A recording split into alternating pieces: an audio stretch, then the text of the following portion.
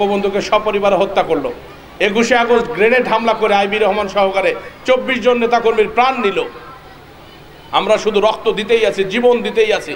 এখনো পত্রিকা খুললে মাঝে মধ্যে খুঁজে পাওয়া যাবে ছাত্রলীগ খুন হচ্ছে, যুবলীগ খুন হচ্ছে, আওয়ামী লীগ খুন হচ্ছে, কিন্তু কয়টা জামাত বিএনপি খুন হচ্ছে? কয়টা খুন হয়? আমার এলাকার কি একটাও জামাতের লোক খুন হয়েছে? এটার নামেই হলো আওয়ামী লীগ। যারা গড়তে জানে তারা কখনো ধ্বংস করতে জানে না। আমরা জীবন দিয়ে ভালোবাসি এই দেশের মানুষকে। শেখ হাসিনা সর্বোপরি যখন বলে এদেশ আমার বাবা স্বাধীন করে দিয়েছে, তখন ওরা অট্টহাসিতে ফেটে পড়ে। ওরা বলতে চায় যে শেখ হাসিনার বাপের পৈতৃক সম্পত্তি, কিন্তু ওরা তো এই কথাটাও বলতে ভুলে গেছে যে বাঙালি জাতিকে তার নিজের পরিবারের মতো করে তিনি বলেন যে এই দেশ আমার বাবা স্বাধীন করেছেন, এই দেশটা আমার। জীবনের চেয়ে মহামূল্যবান জিনিস তো আর কিছু নেই মানুষের কাছে। আপনার নামে আজকে একটা মামলা হোক, একটা মামলা হলে সাগাই সদ্যর এই জেলা নয় অমুক জেলায় যা পালায় থাকেন না? একটা মামলা হলে, ছোট মোটো কোনো মামলা হলে আপনারা এই জেলাতেই থাকা হয় না, এই ইউনিয়নে থাকা হয় না, কোন জায়গায় রিমোট এলাকায় আপনার আত্মীয়র বাড়ি আছে সেখানে যারা এত চুপ করে ঘুমাই থাকেন, পুলিশ কখন বা ধরবে আসবি। অথচ একজন শেখ হাসিনাকে 22 বার হত্যার চেষ্টা করা হলো। 22 বার হত্যার কাকে বলে? সেটাকে মিথ্যা কথা? ইউটিউব খুলে দেখেন 21শে আগস্ট যে গ্রেনেড হামলা হয়েছে, গ্রেনেডের ছবি সেখানে আছে কিনা, রক্তাক্ত মানুষের সেই দেহ, ছিন্নভিন্ন দেহ আছে কিনা। 32 নম্বর যারা যান নাই একবার গিয়ে ঘুরে দেখেন রক্তমাখা কাপড় এখনো জলজন্ত প্রমাণ দিচ্ছে কিনা, ইতিহাসে সাক্ষী হয়ে আছে কিনা। ওরা বলে যে যখন আমরা এই সমস্ত কথাবার্তা বলি তখন এগুলো ইতিহাসের একটা অংশ, অনেকবার শুনেছি, আমরা তো ভুলে গেছি। আমরা ভুলে যেতে চাই, আমরা ভুলতে ভালোবাসি। সত্যিই কি ভুললে এই সমস্ত কিছু চলবে আমাদের?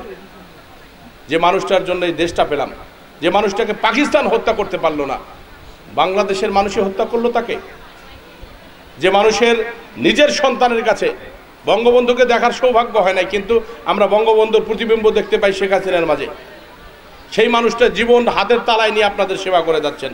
75 বছর বয়সে এখানে 2-1 মুরব্বী থাকতে পারেন, হাঁটা চলাফেরা সহজভাবে করতে পারেন না, অথচ 75 বছরের পার হয়ে যাওয়া একজন মানুষ এই দেশটার জন্য যেভাবে কাজ করে যাচ্ছেন, আপনার আমার দ্বারা সম্ভব নয়।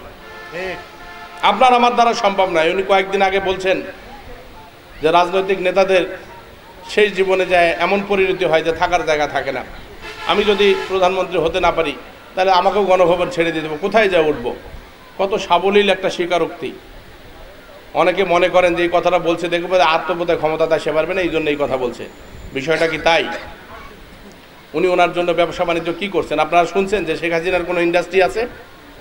বলতে পারবেন কোনোদিন যে শেখ হাসিনার নামে কোনো ইন্ডাস্ট্রি আছে, বড় বড় গ্রুপ অফ ইন্ডাস্ট্রি আছে? তাহলে একজন শেখ হাসিনা একটা দলীয় প্রধান, বাংলাদেশ আওয়ামী লীগের মতো, তার টাকা পয়সার দরকার হয় না? সব টাকা পয়সা বিএনপির দরকার হয় নাকি? সমস্ত টাকা পয়সা বিএনপির দরকার হয়? কত লক্ষ কোটি টাকা মারছেন তারেক জিয়া। লন্ডনে 1 বোতল পানি কিনে খেতে গেলে বাংলাদেশি টাকায় 450 টাকা লাগে। আপনি 14 বছর থেকে পড়ে আছেন সেখানে, কোথায় পাচ্ছেন ভাই এত টাকা? আমি তো এই যে ঘুরে আসলাম কয়েকদিন আগে, আমি যতক্ষণ প্লেনে ছিলাম, এই কথাটা আমি বলতে চাই না কিন্তু বলতে বাধ্য হচ্ছি। যখন আমি প্লেনের টিকিট কাটি, প্রথমে প্লেনের বলল যে টিকিট লাগবে আপনার প্রায় 7 লক্ষ টাকা। আমি বললাম আমার দ্বারা বোধহয় যাওয়া সম্ভব হবে না, আপ ডাউনে যদি 7 লাখ টাকা দেয় তা না জানি ওখানে গেলে আরও কত টাকা লাগবে। আমি উপজেলা চেয়ারম্যান থাকতে সরকারি খরচে একবার গেছিলাম। এটা যেহেতু ব্যক্তিগত এবং সরকারি মাঝামাঝি পর্যায়ের একটা বিষয়, তবুও 6 লক্ষ বোধহয় সম্ভবত 17,000 টাকা দিয়ে টিকিট কাটতে হলো, বিজনেস ক্লাস।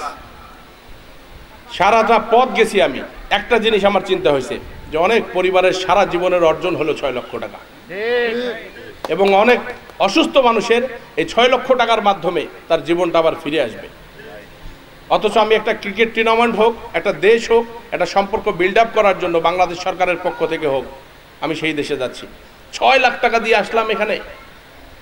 আমি এই কথাটা বারবার চিন্তা করেছি, আসার সময়ও চিন্তা করছি, যাওয়ার সময়ও চিন্তা করেছি যে 6 লক্ষ টাকার টিকিট কেটে আমাকে লন্ডন যাতায়াত করতে হয়েছে।